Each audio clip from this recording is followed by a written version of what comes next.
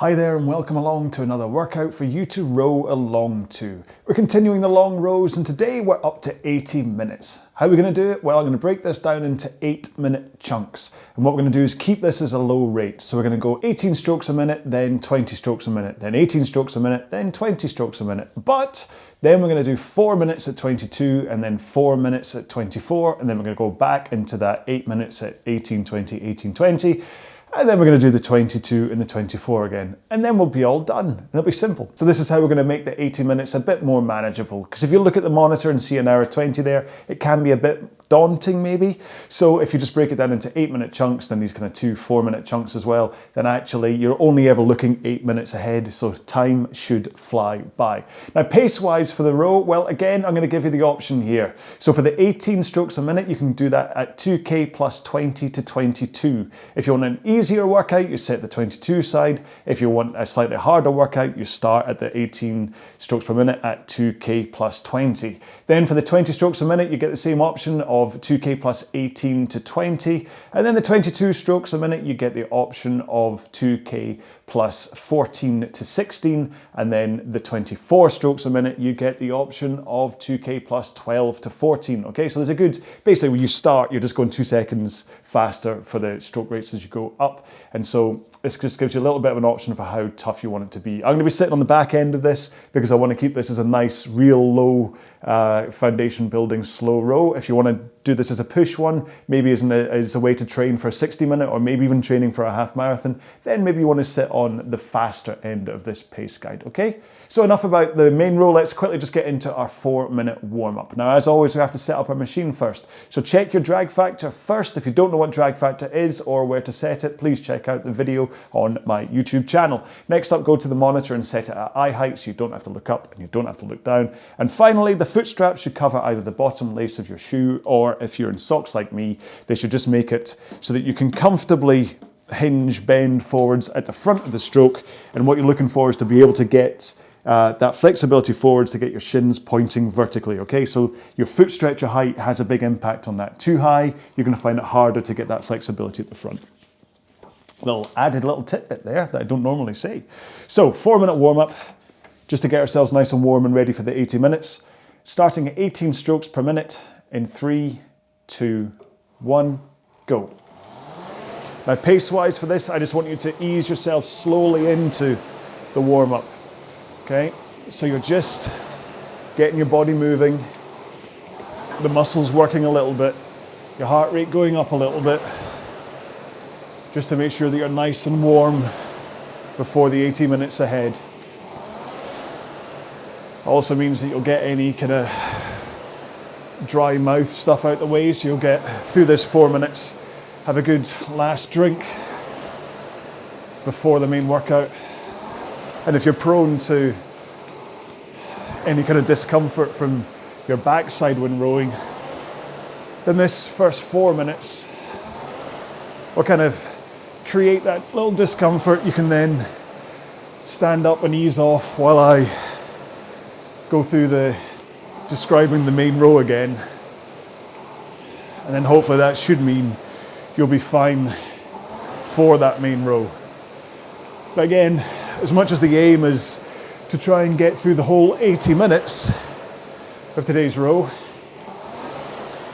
if you do suddenly feel you're really dehydrated, so want to stop for a drink, then do stop for a drink.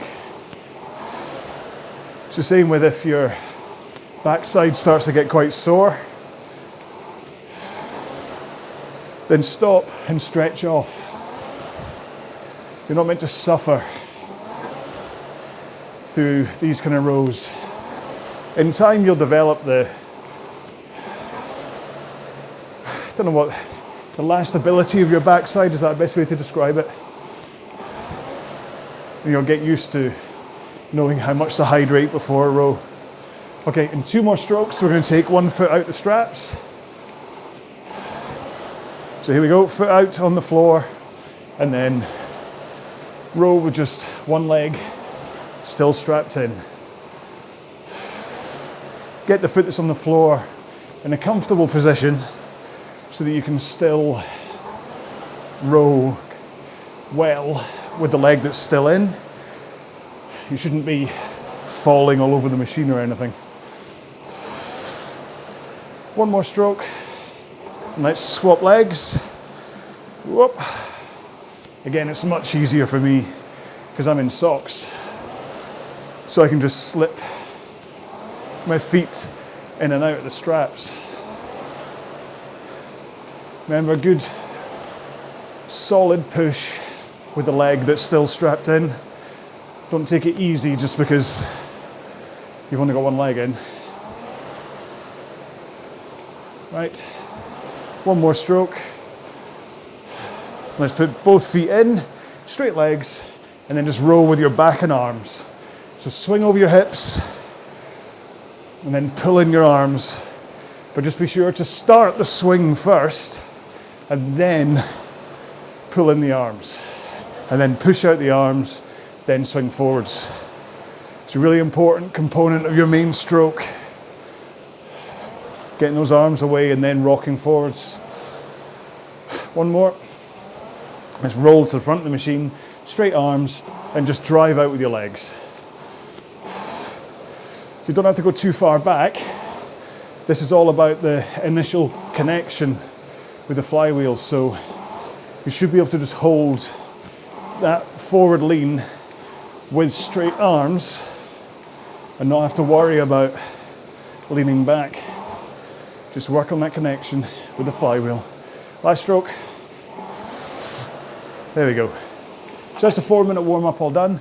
Like I say, if you feel you need to quickly stretch your backside, do that. Otherwise, have a quick drink, move up and down the rail, and I'll quickly go through one more time what it is we're doing today. So we're about to do an 80-minute row, okay? So go ahead and put in 1 hour 20 into your monitor if you like, and then set the splits to 8 minutes so you can get an idea of how you get on from split to split. Because how we're gonna do it is we're gonna break it into 8 minutes, and starting at 18 strokes per minute at 2K plus 20 to 22, then 20 strokes per minute at 2K plus 18 to 20. Then we're gonna repeat the 18 and 20 strokes per minute. Then we're going to do 22 strokes a minute at 2K plus around about 14 to 16 for 4 minutes. And then we're going to do 4 minutes at 24 strokes a minute at round about 2K plus 12 to 14. Then we're going to repeat that whole thing again, and then that'll be it. That'll be the 80 minutes done. Now it sounds like there's a lot to do, but really there isn't. And I'll make sure and call out when to change your stroke rate and pace, and there will be a graphic up on screen as well if you're watching this on YouTube rather than the podcast. So that's it. That's going to be our row, 80 minutes non-stop. But if you have to stop to have a drink or stretch yourself off because you're not used to rowing this long, please do, okay? You're not going to win any awards for suffering through this one. So let's have one last drink. Get yourself strapped in. Ooh. Put your phone on silent mode or flight mode or whatever, and let's get ready to rumble. In 3, 2, 1, go. Okay, so 18 strokes a minute at between 2K plus 20 to 22 pace. Now if you do start on the faster end of this, which will be 2K plus 20, then when we come round to repeat the whole thing the second time round, just have a wee think about how your body's doing and are you happy to continue that pace?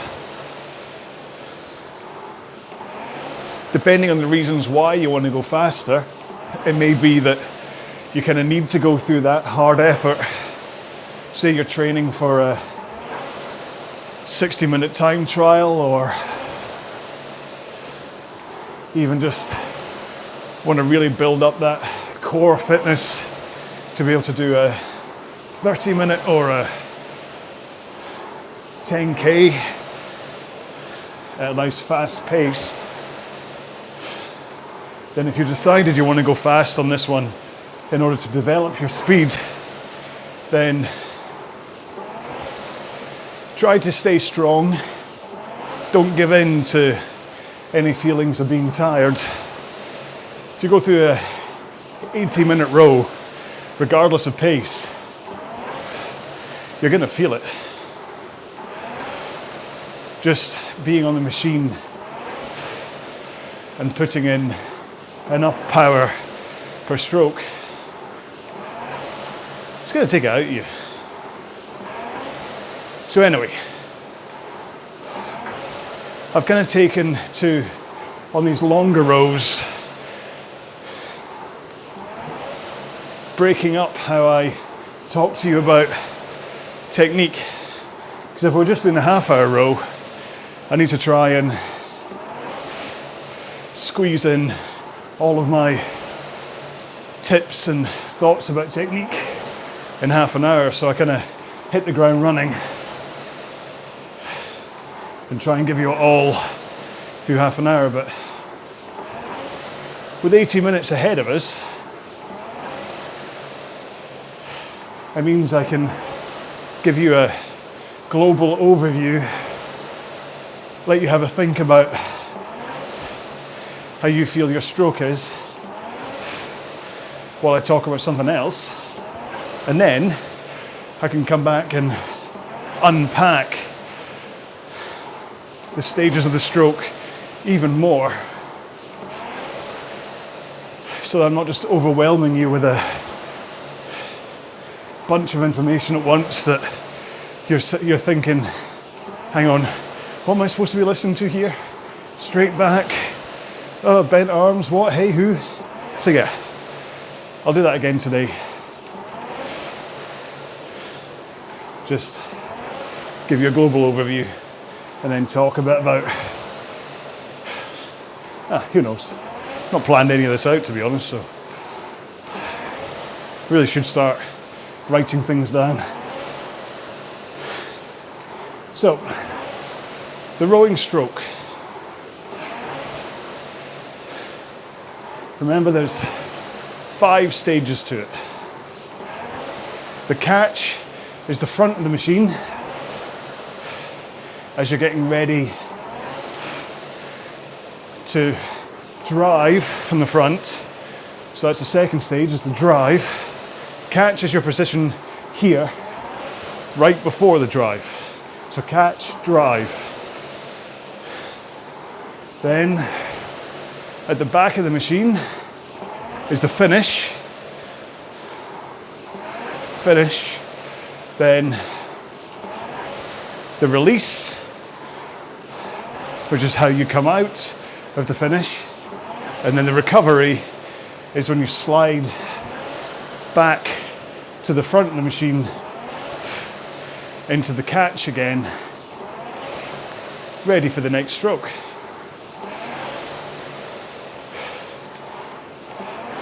Each stage of the stroke has its own kind of best practices. That's a good way to describe it. And if you can hit them, you'll have a good stroke. Right, before I talk about that though, that's 5 minutes gone. And if you've been doing these rows along with me, building up your time 5 minutes at a time, well, we're now just back at the 75-minute row. And you hopefully won't feel as though you're anywhere near tired after that 5 minutes. So if you completed the 75 before, you should now be thinking, this is going to be easy. Just another 75 minutes to go. I say easy, you still have to put in the effort, but you get what I mean. Anyway, so the stages of the stroke. It's best to always think about the catch first, because that's what sets you up perfectly for the drive.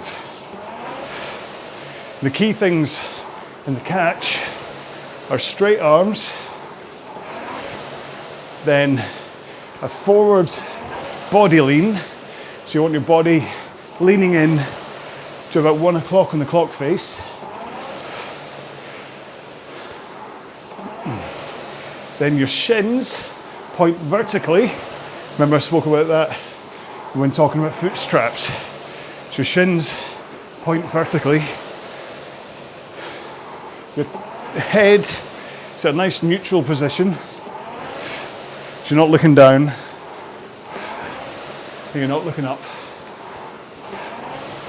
And posture-wise, you're sitting up on your sit bones. You're not slouched with a rounded back. Okay, so up on your sit bones. And that should be you in the perfect position. Now with the posture thing, you want to have a braced core and a powerful back. I'll talk about them more when we unpack in more detail.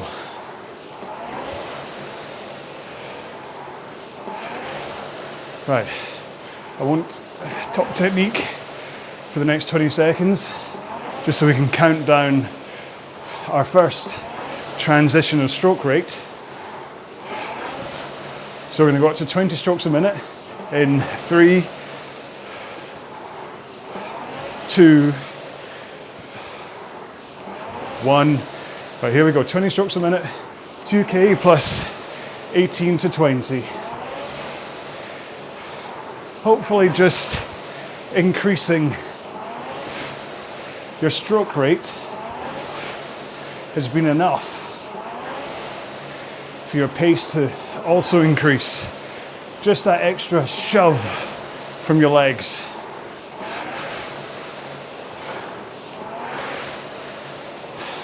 And that brings us back to technique. So you've got your catch position, straight arms, shins vertical, forward lean, good posture. And then the drive, you plant your feet into the foot plates and push with your legs. And that's important. I want you to think about pushing the machine away with your legs, not pulling the handle with your arms.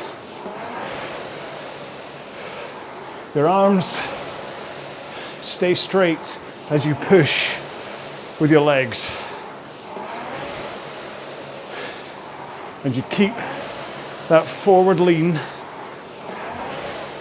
as you push with your legs. It's all about the legs from the front. And then, when you're about halfway through the leg drive, that is when you finally swing your back from that forward lean into the backward lean. Remember, we're doing that in the warm-up too. You swing your back and then pull in your arms into your chest, around about sternum height. But again, I'll talk more about that later. So that's the finish. Nice, powerful posture still. Braced core. But then, once the handle touches your chest, you send it straight back out again at the same pace you pulled it in at. So not throwing it out jerky, not just in, out. Get it nice and straight, and that movement should initiate your forward lean, rocking up over your hips onto your sit bones, and then when the handle is past your knees, you can bend your knees, and that lets you effortlessly recover, sliding to the front of the machine into the catch position, ready for the next drive. And that's really it. The most important parts are covered in that overview. Your back lean from a 1 o'clock at the front to 11 at the back.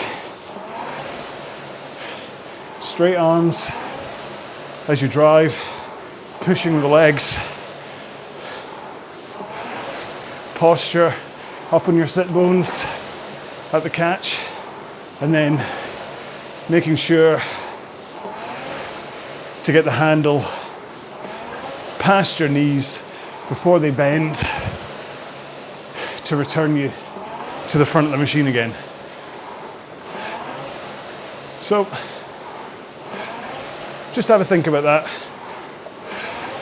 What your arms doing? Are they straight? What's your back doing? Are you holding that forward lean at the drive?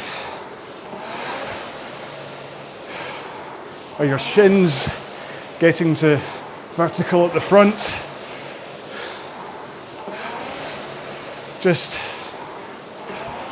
be aware for the time being of each stage of your stroke, so that when we talk about it in more detail, you can analyze it properly and react as you need to. So, coming up to 14 minutes gone. Should be properly warmed up by now. Heart rate is probably close to the 65 to 75% mark, which, if you're doing this as a heart rate cap in order to build your baseline, see if you can hold it between that 65 to 75% of your maximum heart rate for the duration of the row. It might get a bit spiky as we get up to the 22 and 24 strokes a minute, but as long as it settles back down again to between 65, 75, that's fine. So many different ways to approach your training, whether you do it heart rate capped or like I'm doing, just basing it on my average 2K pace. You'll find some people will do plans based on watts, which is just as valid, but I find the differences on each stroke in watts can be so high, it's hard to really gauge how well you're doing from stroke to stroke. Whereas if you have the monitor set to your 500 meter split time, it's a better idea. Okay, 2 strokes, 1 stroke, we're back down to 18.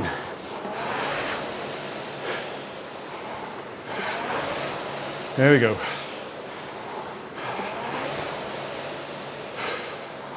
Just take a moment to get your rhythm back in.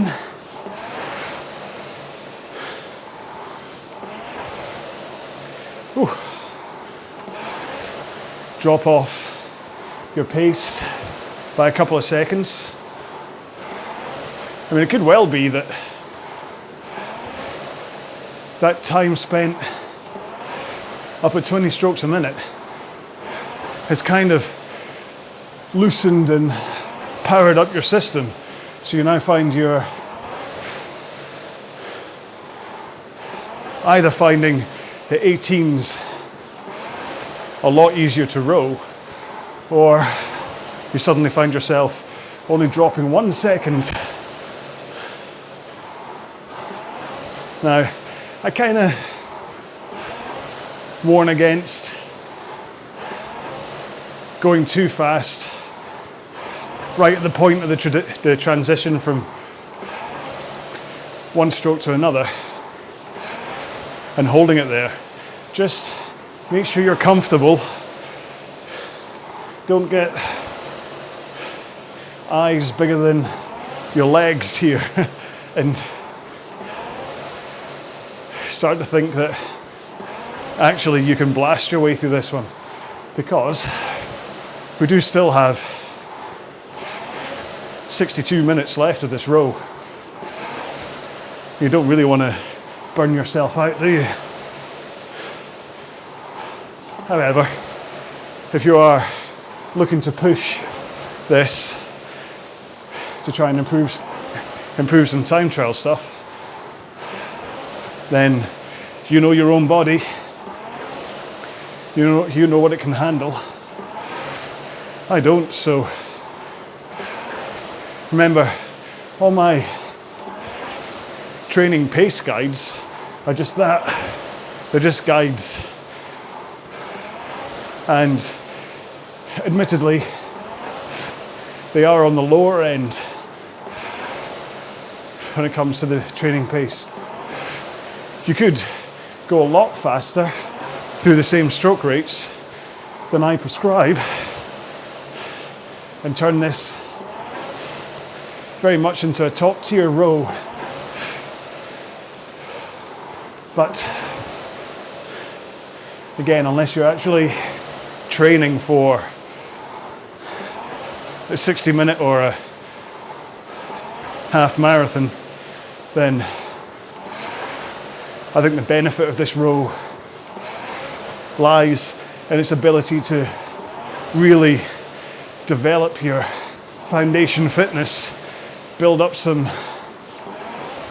mitochondria, and basically have the power station of your blood cells increased because of this long, slow row. This is why I'm constantly talking about how you don't push the slow stuff. You can if you're momentarily wanting to overload the stroke for a specific purpose, but really what you want is 80% of your training to be that kind of foundation level that builds up your energy system. Certainly no less than 60%. And even then, the 20% that I'm allowing for in a change should only be at the kind of the tempo training. So you're not really doing 60% at foundation and 40 at sprint, because that way you'll just wreck your system. There is, I mean, if you read enough about it, you'll find a lot of people talking about that middle training zone, how dangerous it is in terms of just not doing anything for you. It doesn't make you stronger, doesn't make you fitter. What it does do is expose you to hardship that you need to experience when doing various time trials. So it still has its value, but only 20% of the time. Oh, sorry, mini rant there, but I'll continue in a sec. But it's important that the tiers, you understand why they're there. Right, have I got my maths right or wrong here? Wrong. Still got 2 minutes of this, haven't we? Yeah. Yes, we do. Still got another 2 minutes. At 18, just check. Yeah. Sorry. Suddenly thought we were changing at the 58 minutes to go mark. But just to really finish off this whole tier system for training, purely because somebody asked, are bottom tier workouts for new rowers and mid for intermediate and then top for expert? It'd be easy actually to think that, especially if you've not read my training, kind of the training programs on the 2K and 5K that describe them. But there's no such thing on my plans as a beginner, intermediate and expert session. Every single one of them is for every single one of you. And this is why it's all based around a 2K pace, so that 20 seconds slower than your 2K average is going to be different to 20 seconds slower than my 2K average. But as a kind of rate of effort, it's going to be the same amount of kind of percentage drop. So anyone just does any session, but you need to know your 2K average time. Right, 2 more strokes, 1 more stroke, and back up to 20 strokes a minute. There we go. And a couple of seconds faster than you were rowing at before. It's important that you do change your pace as you go through these stroke rates, because there is a correlation between stroke rate and speed. So you do need to develop that sensation of more of a shove with the legs from the front of the stroke in order to go faster. Because like, if you look at how I programmed today, you go 2 seconds faster from 18 to 20, 2 seconds faster from 20 to 22, and 2 seconds faster from 22 to 24.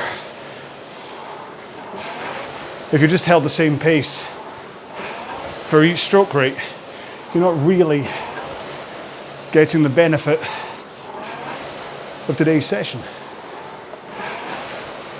And after all, if you sat down and plugged in 80 minutes into your monitor, I'd have to hope you've done it to try and get benefit from the session. You're not just done it for a way to escape the kids or family for 80 minutes or whatever. The rowing machine is a fantastic piece of kit if you use it to its best capacity. Is that the right word?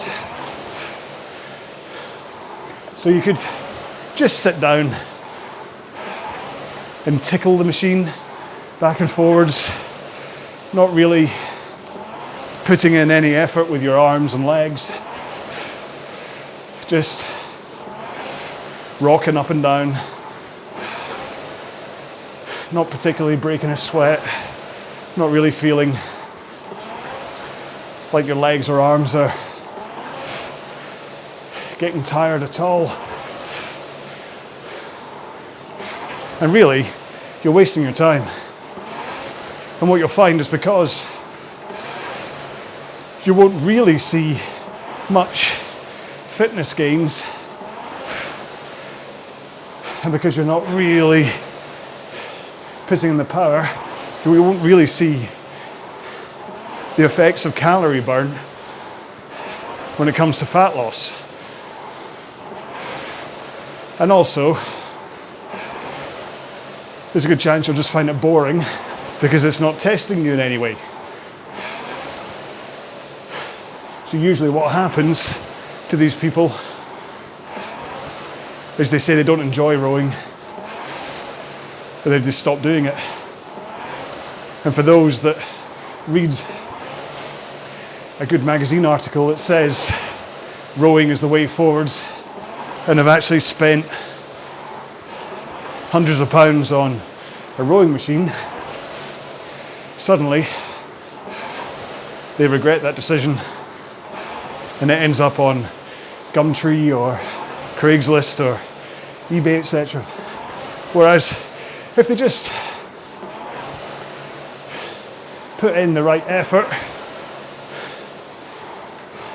the right stroke technique, actually adopted some kind of a training program so that then they could see the effects that rowing can have, I'm sure they wouldn't have dreamed of giving up. The thing is, this little monitor in front of you tells you everything you need to know in terms of are you improving or not. Because you look at a session like this, and when you're at 20 strokes a minute and it's showing you your speed either as watts or whatever you want, I still prefer the 500 meter split time for speed. But every single stroke you get that feedback that you're either holding your pace, you're able to go a little bit faster if the session calls for it, or if you've been slacking off, you see it right in front of you, taunting you, telling you that you're too slow. And it's the same with the distance covered and projected finish display on the Concept 2, where you constantly see it going up and down depending on the pace you're putting in. So you can see that, hang on, I've eased off too much on that stroke, and overall across the row it'll cost me like 300 meters or so.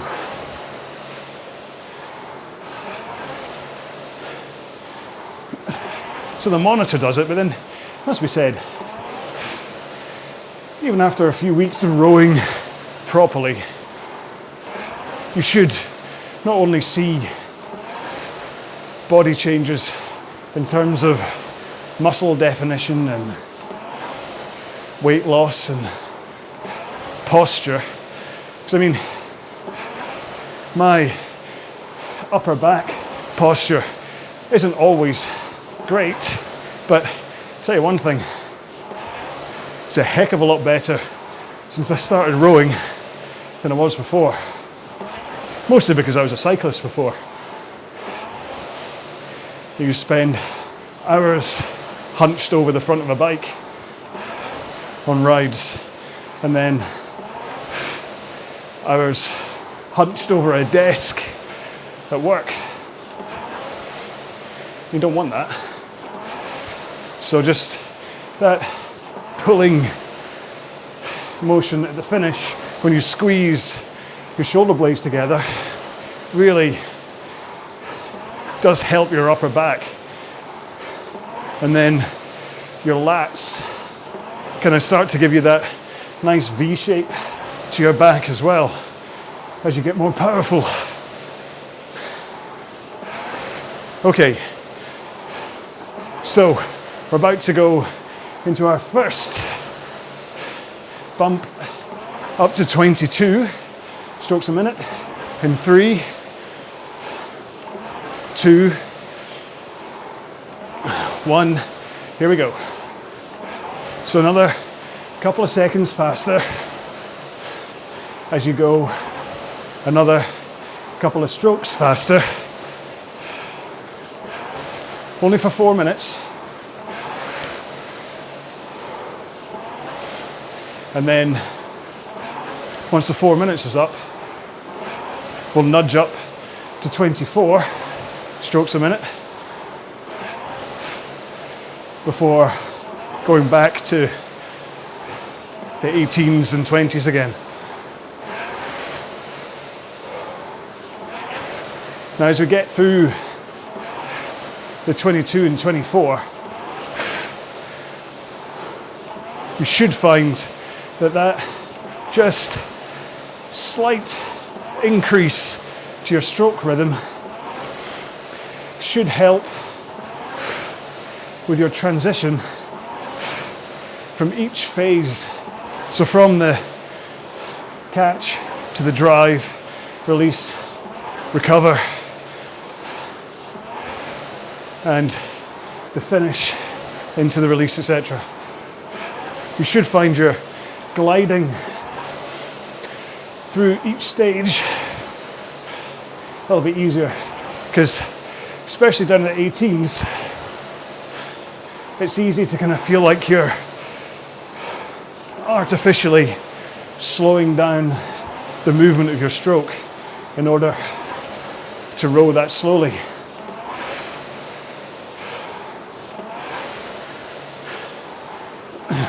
And what we don't want is for you to start actually stopping at any point in your stroke in order to try to keep the rate down.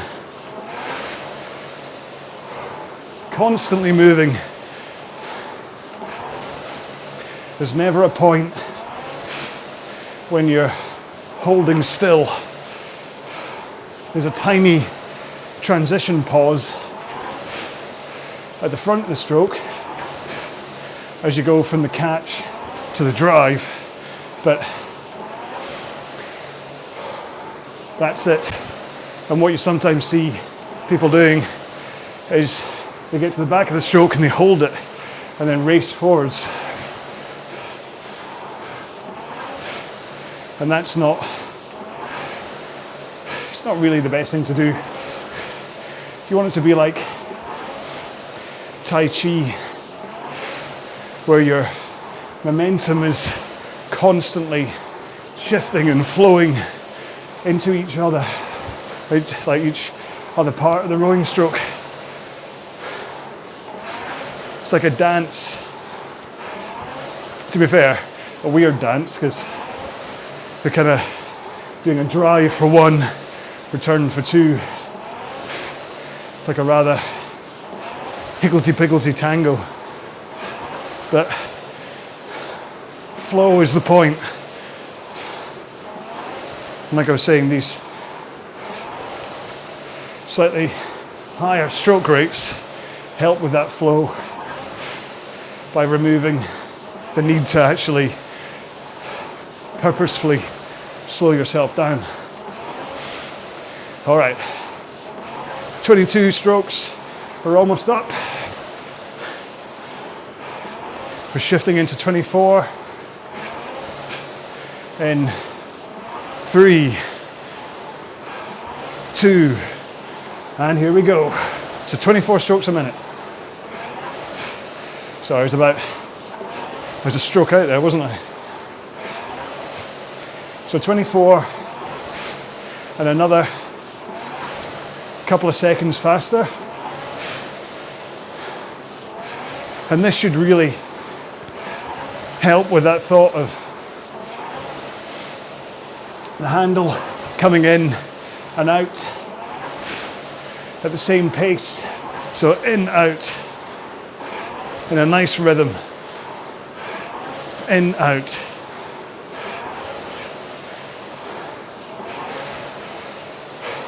because now you kind of need a little bit of pace forwards, and that's what engages that forward lean, and you're not kind of stuck at the back wondering how to get back out of the back of the stroke. And it can also help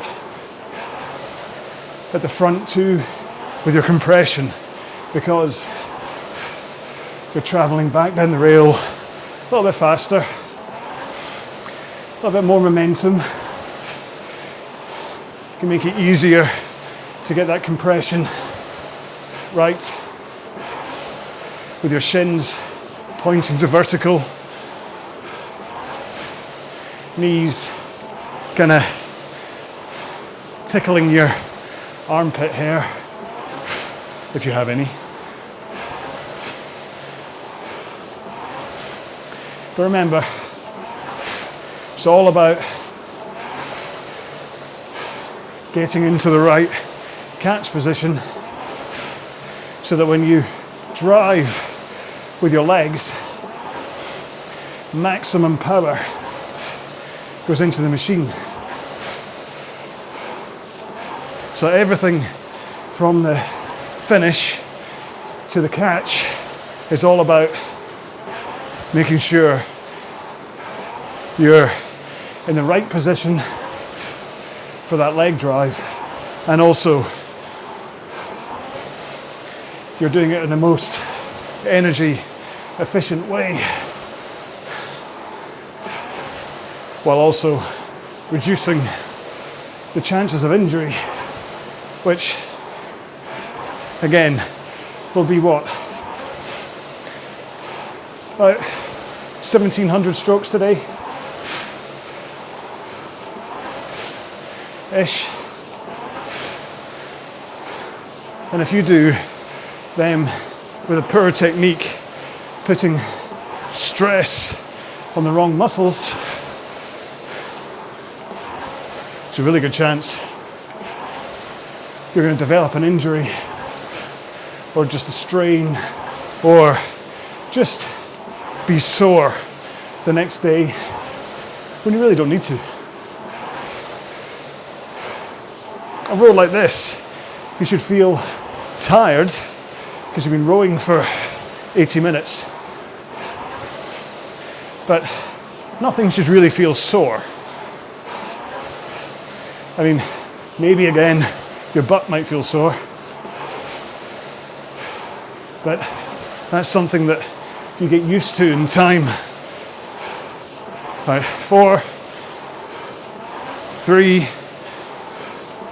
2, 1, 18 strokes a minute. Well done. That's us halfway there. So we're 40 minutes down, just under 40 minutes to go. And hopefully you'll agree that that was quite a quick way to get through the first 40 minutes of this row.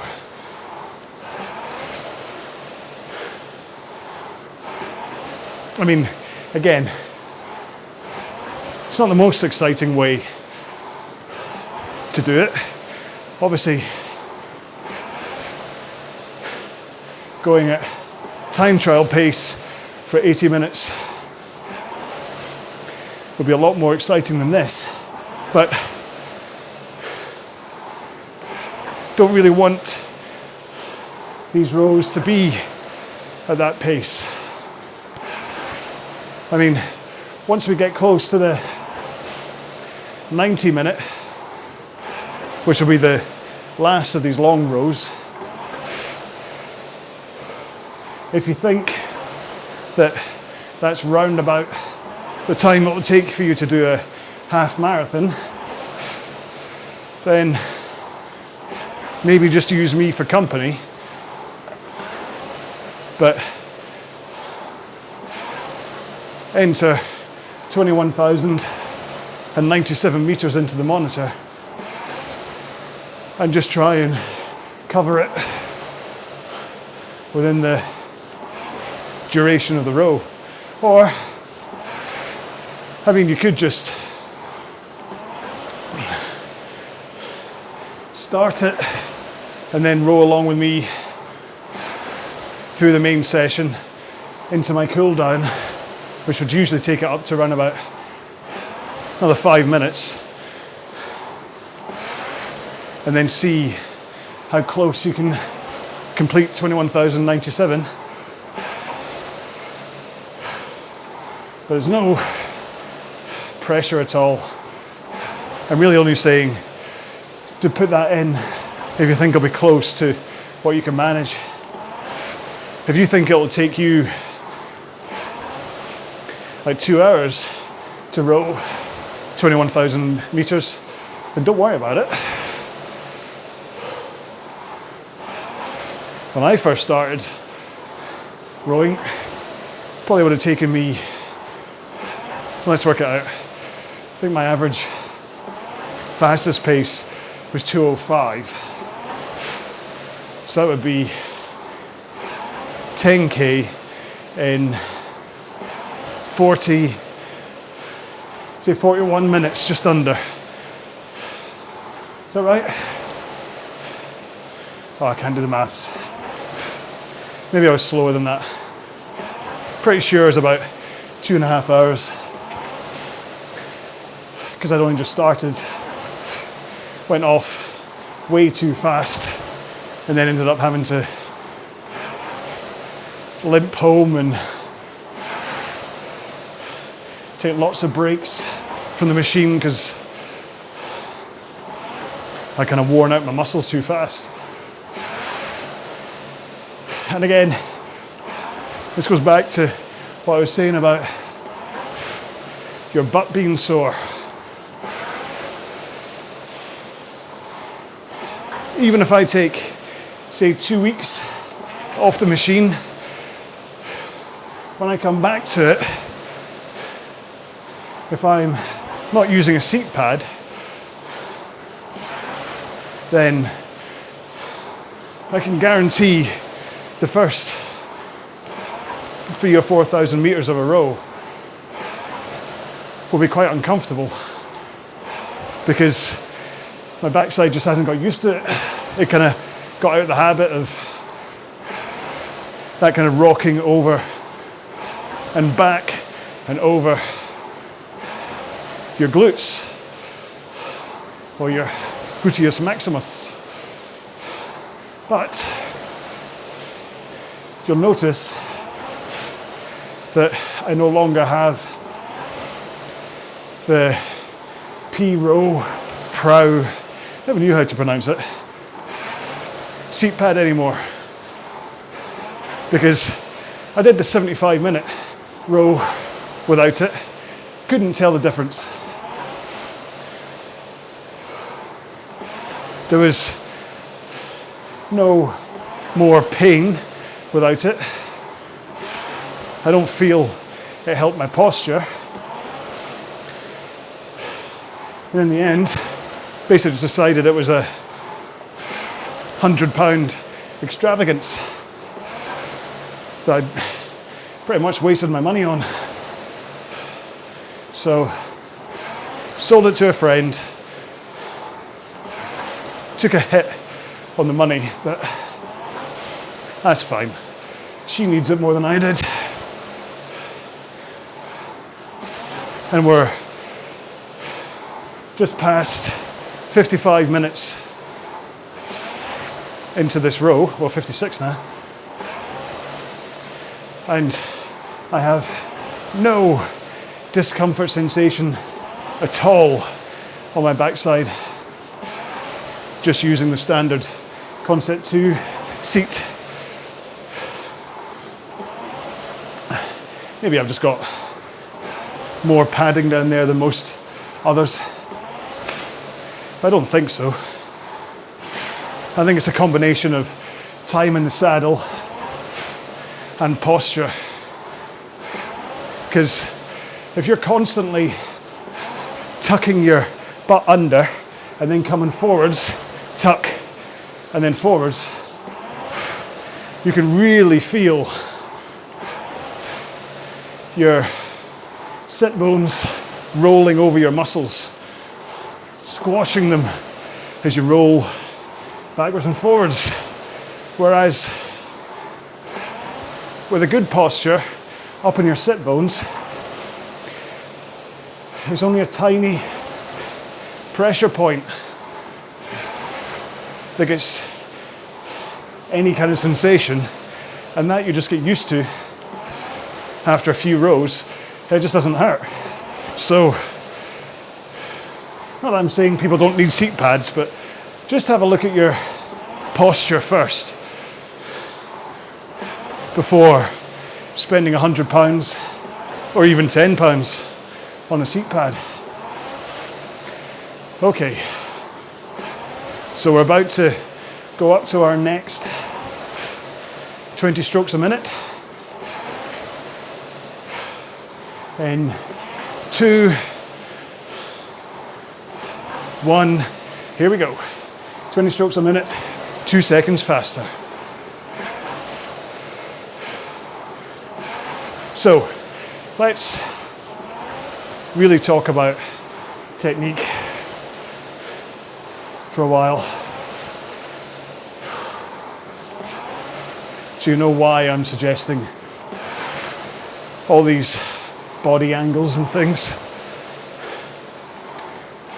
So the stroke, the drive, is all about just trying to get the flywheel or the water or whatever you have in your rowing machine moving to register speed. So that's really all that matters, is that you get it moving as fast as possible and try and keep it moving as fast as possible for as long as you can through each stroke.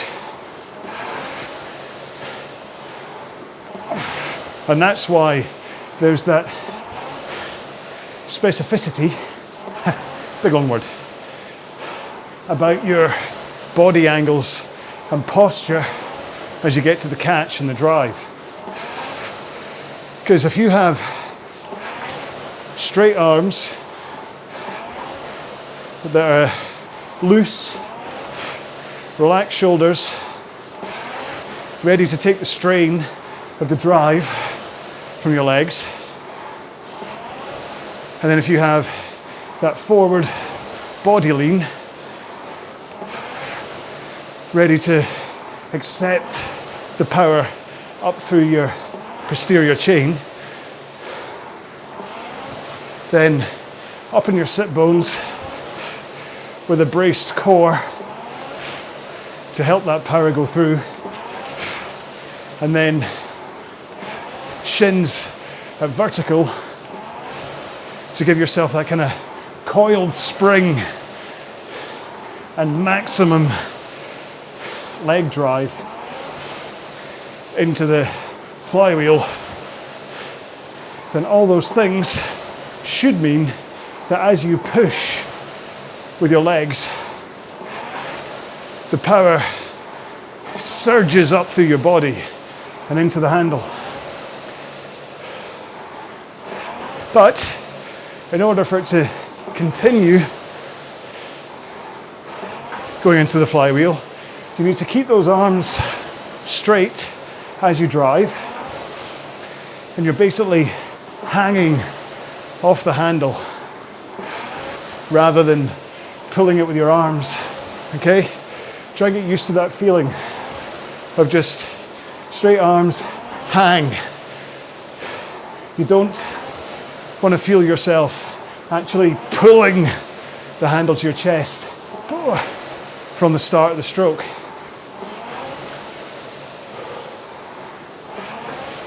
The pulling comes at the end of the stroke.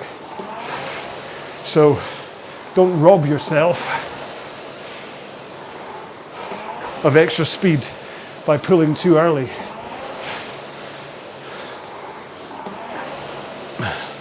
Because all the power from your legs really accelerates the flywheel up. But then, in order to stop it from just slowing down when your leg drive is done, that's why you delay the backswing going from the 1 at the front to 11 at the back. Because that backswing adds a little bit more power to keep the flywheel turning at the right pace. And then your arms finish off with that last little squeeze of power at the end.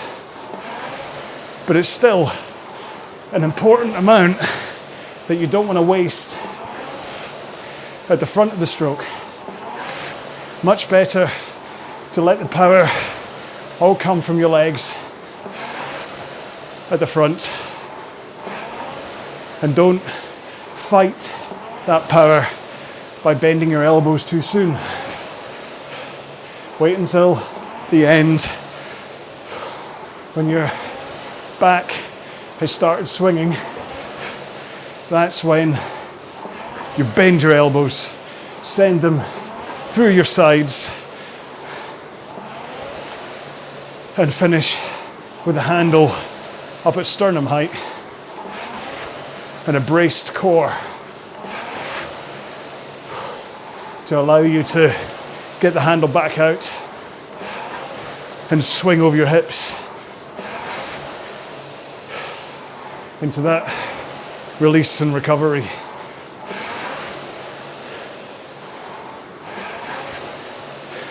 Because I've said before, and I might as well say it again, if you do a test where you're standing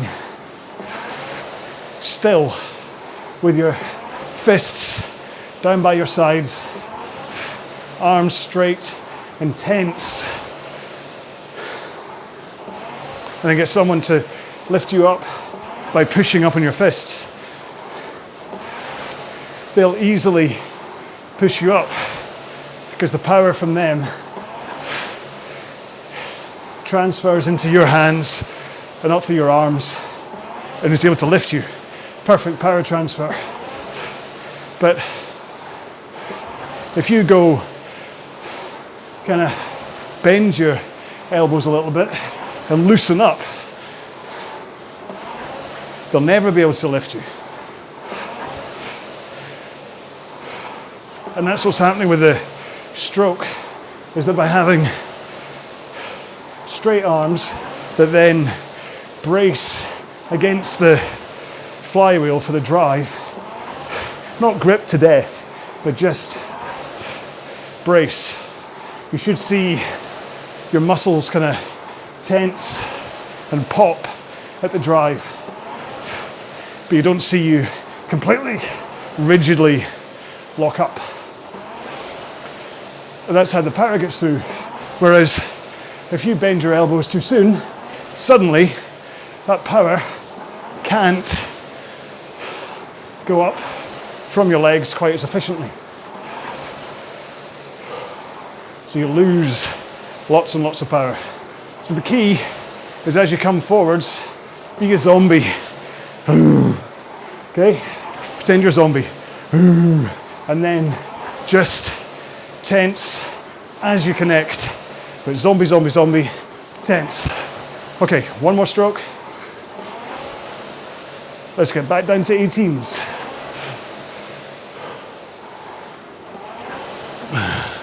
So yeah, nice and loose, straight, zombie. And then right at that point when your legs drive into the foot plate, you just hang off the handle, bracing against the power. But you're not completely tensing up your whole body, which does tend to lead to you grabbing the handle and choking on the power. So that's a really important part of the stroke for power transfer, as is that forward lean. Not only to let the power transfer through your body and into your arms, but also just to make sure you've still got the backswing ready to do halfway through the stroke. Part of which is posture related, part of which is kind of what you're doing with your head. Because if you look up at the drive too soon, like here, what tends to happen is that you instantly swing your back over your hips as you look up. Everything follows. So if you can keep your eyes kind of locked on the monitor in front of you, if it's at eye height, obviously if you're on a rowing machine that has the monitor kind of low down, that's not really an option. In which case, maybe focus on a point on the wall directly in front of you in your eye line. Or in my case, even though I've got the monitor at the right height, I've got a little Lego character peeking up over the back of the monitor, and I just keep eye contact with him as I do the drive.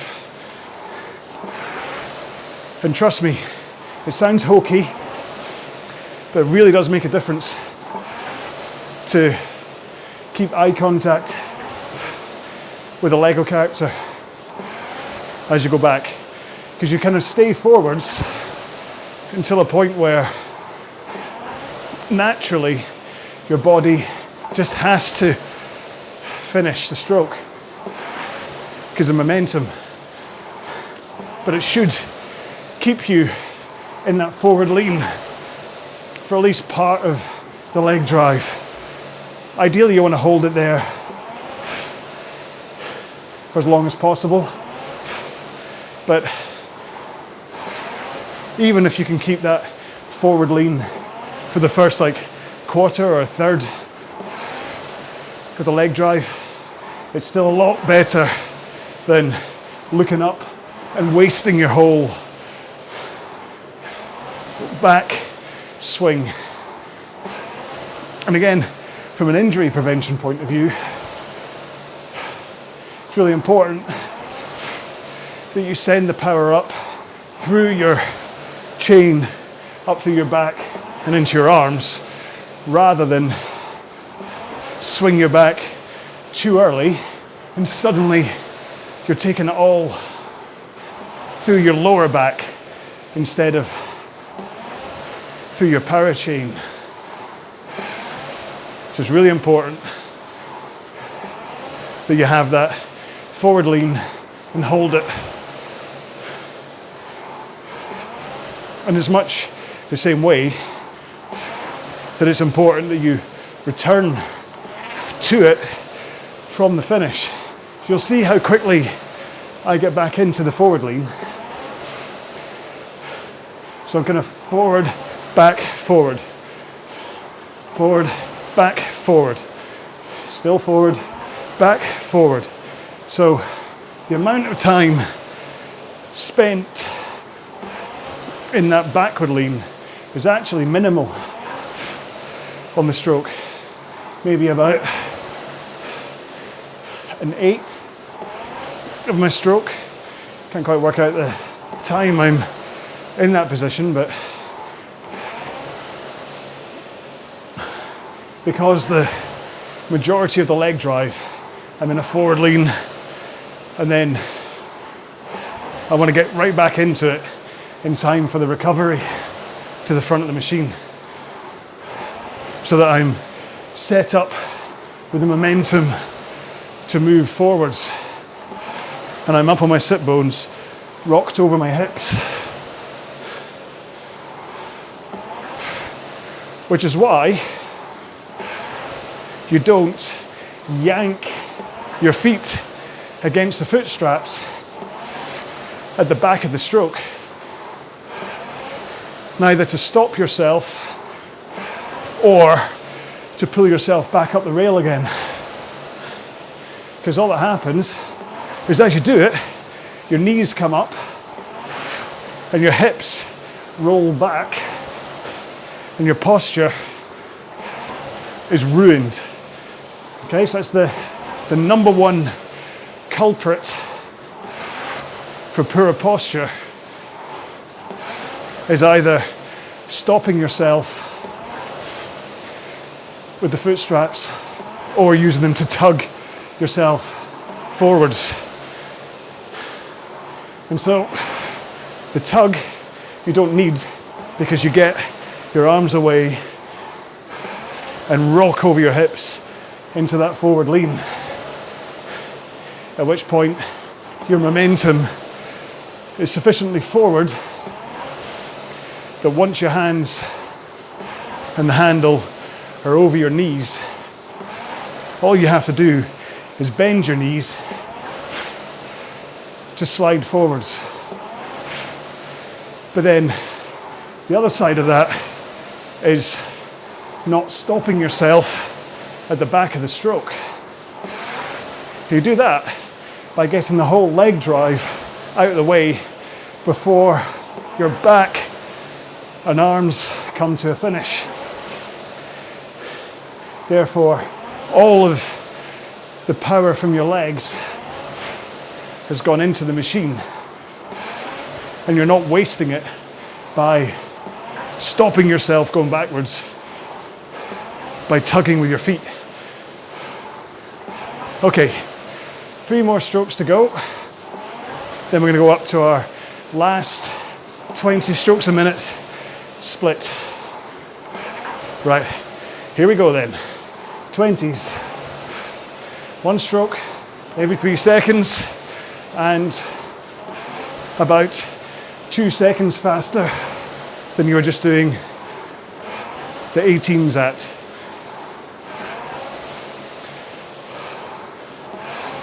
Get your breathing pattern comfortable, whether it means exhaling on the drive or inhaling on the drive, to then do a powerful exhale at the end of the stroke. However, in order for me to talk to you, I have to do the exhale on the drive to give myself enough time to be able to talk to you on the recovery. Which is why, even if you're rowing along to these using the podcasts, between the sound of the flywheel and the pattern of my speech, it's pretty easy to follow along with me for the stroke rate.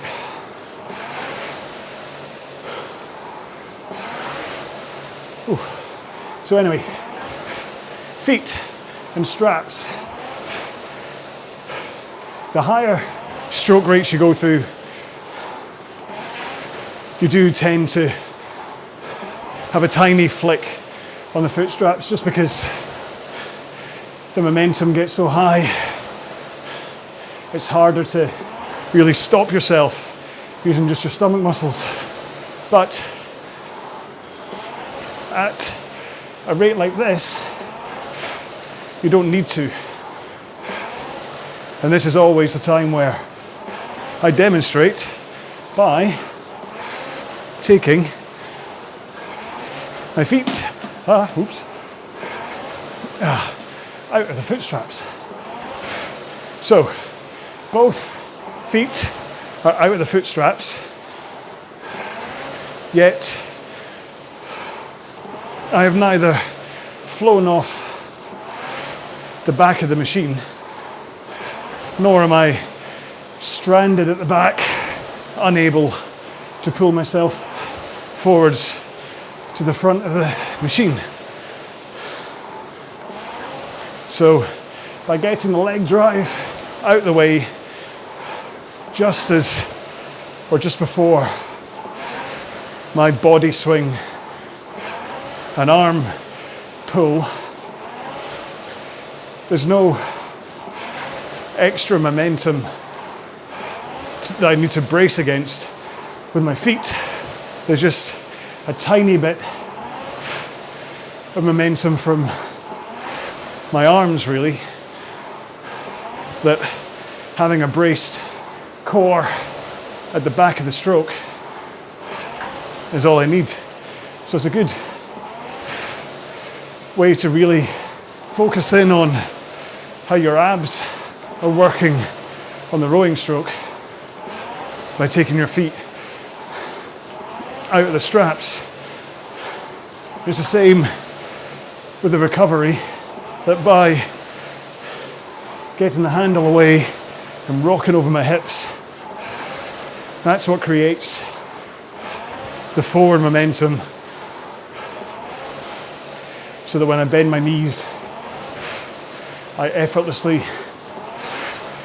slide to the front of the machine. It's not all about energy efficiency either. It's also about injury prevention. That yanking on the foot straps means that you're putting a lot of strain on your outside shin muscles, whatever they're called, on your hip flexors and on your quads. And you just don't need to be, especially at these stroke rates. And like I said, if you figure there's about 1,700 strokes today, if you were yanking on the wrong muscles 1,700 times, it's a really good chance that strain on your muscles will leave them injured or just strained and sore when they really don't need to be. And that's the kind of pain that, when it sets in, can really put people off rowing, because they just see it as a pain machine. Now, I'm not saying that Concept 2 or other rowing machines aren't capable of causing you pain, but usually it's discomfort from putting in all your effort and your muscles being completely exhausted and your cardio system gone. But it's not like it's not an injury pain that you're meant to get. It's a blimmin' heck, that was hard work pain, that you basically wake up the next day and you should feel fine to do another row, albeit at an easier intensity, so you avoid burnout. Or again, if you do too many top tier sprint sessions consecutively, because you are maxing out your muscles, you could end up injuring them just from overuse. I certainly developed stress fractures in my ribs because I was overdoing it, but then I was also overdoing it with poor technique. I was launching my back too quickly and making up for it by pulling with my arms too hard at way too high a drag factor. So kind of damaged the intercostal muscles and caused rib stress fractures. Okay, so in 5 strokes, 4, we're going to go up to 22 strokes a minute. 2, 1, here we go, 22s. Now you'll have seen me hastily putting my feet back into the straps here. Not entirely because I need to, I don't want to lose concentration on the 24s and end up flying off the back of the machine. Because there's a level of concentration to rowing and talking to you at the same time that, as we all know, when it comes to my inability to do maths while I'm rowing, shows that there isn't much room for any other concentration. And once we get up to 24, I don't want to just have a lapse. I don't think I would, but with only 7 minutes to go right now, I don't want to make a big error and suddenly feel that even for me, the professionalism has gone down the Swanee and have to redo the entire 80-minute row. No, thank you. It's bad enough when I get sound recorder issues and have to do things like that.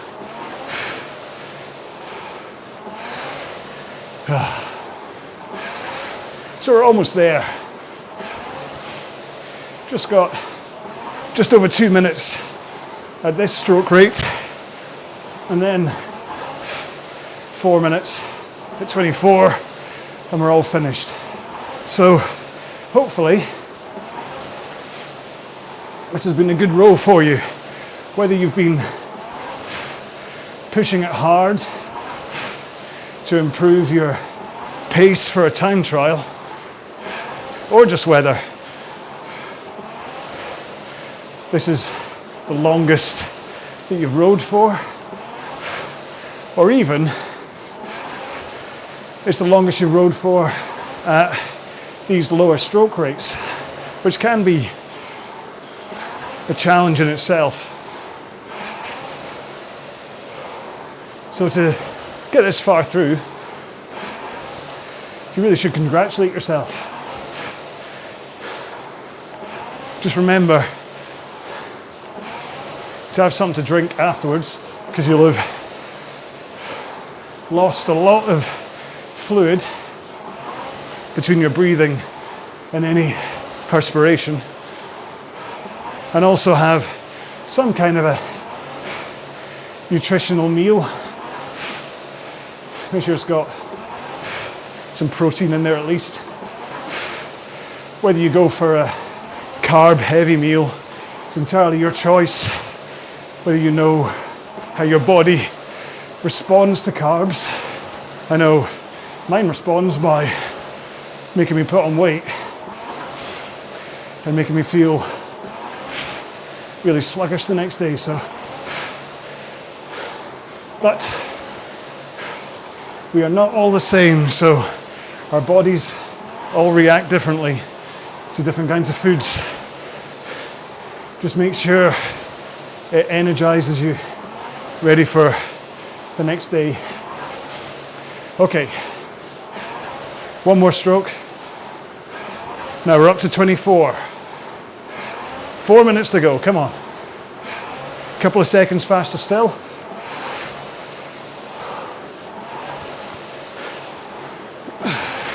So we're almost done. And now thoughts turn to the 85 minutes, which I'll either do tomorrow or on New Year's Eve, better known as Hogmanay here in Scotland, which is just going to be quite a subdued affair this year, maybe having a nice 85-minute row will be a good way to do it. Just depends how I feel tomorrow after this row. Not that I don't think I'll be able to manage an 85 tomorrow, but I just don't want to drain myself when I don't need to. And plus, you have to understand how hard it is to talk for 80 minutes non-stop. Not only thinking of new ways to say the same things, but also I'm not much of a talker in real life. So I do tend to wake up the next morning after doing anything longer than an hour with quite a Leonard Cohen style gravelly voice. 2 minutes to go. I'm looking forward to enchiladas when I'm finishing this. Pork mince, lots of spices, kidney beans, a good dollop of cheese, and then a big, what do you call it? Big dump? No.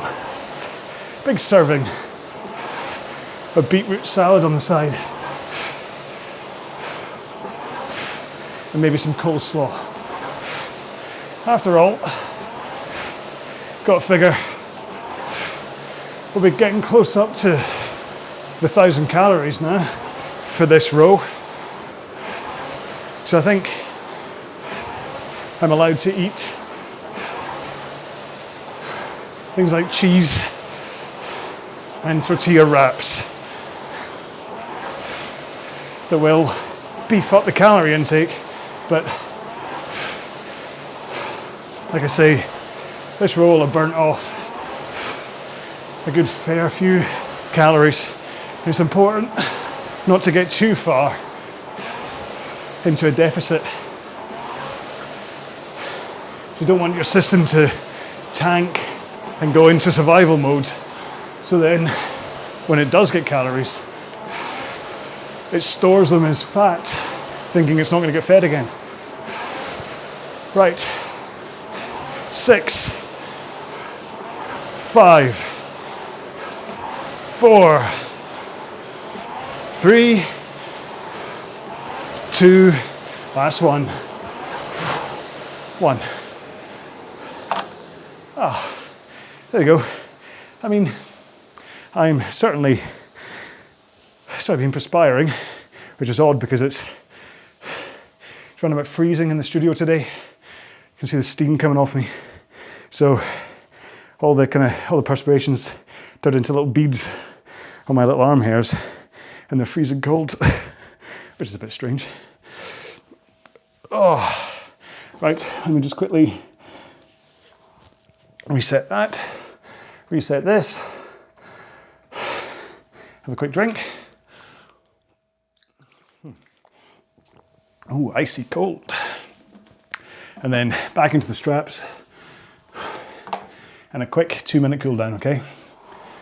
3, 2, 1, go. Sorry if I faked the start there. Oh, so remember, the cool down is just about connecting with the machine. Don't worry about pace. I'm doing this run about 18 strokes a minute. And right now 2K plus 45, so very gentle. I just want my legs to connect. I want my arms to connect. Still want to swing over my hips. Still want to pull my arms in, but I'm not really putting in any real effort. If I was to give this a out of 10, this is about 3 out of 10. Because all we're doing is just winding down both physically and mentally. Because admittedly, 80 minutes is a long time to row. And I've been concentrating quite hard on keeping the stroke rate and the pace. Maybe not, but I figure that a lot of concentration has been going on somewhere. So it's good just to disconnect.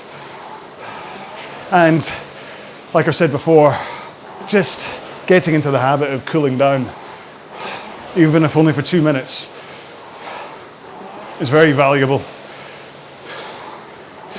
So there'll be like super tough rows that you do that if you don't cool down afterwards, you could seize up, end up with really bad delay onset muscle soreness the next day that could just have been prevented by doing a 2-minute cool down.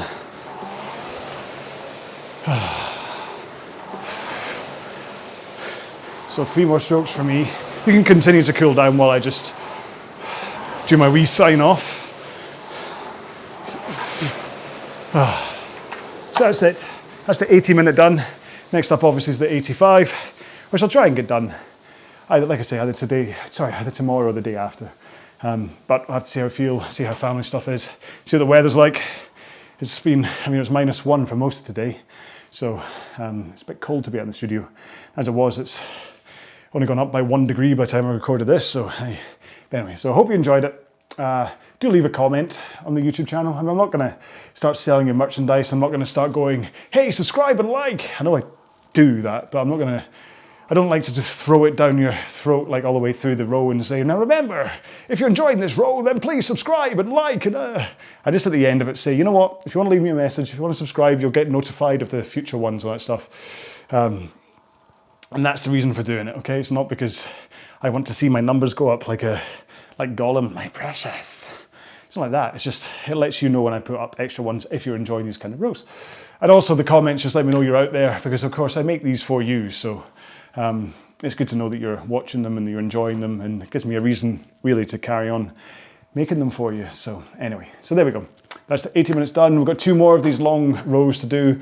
I have to decide what to do next after that, but that can come after we're done the next 2. So I do hope you're well. Please continue to stay safe, and I will see you in the next video, or I will talk to you in the next podcast. Bye bye.